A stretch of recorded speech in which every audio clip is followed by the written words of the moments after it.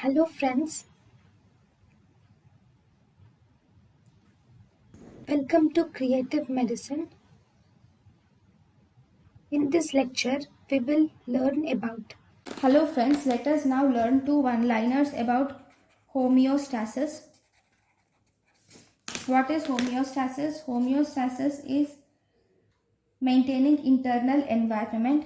The term milieu interior. The term milieu interior is coined by Claude Bernard,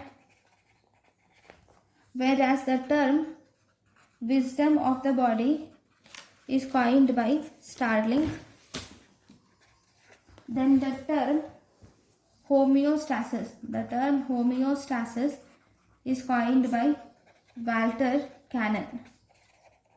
Okay, so these are the important points. This homeostasis is actually related to extracellular fluid, which is nothing but interstitial fluid.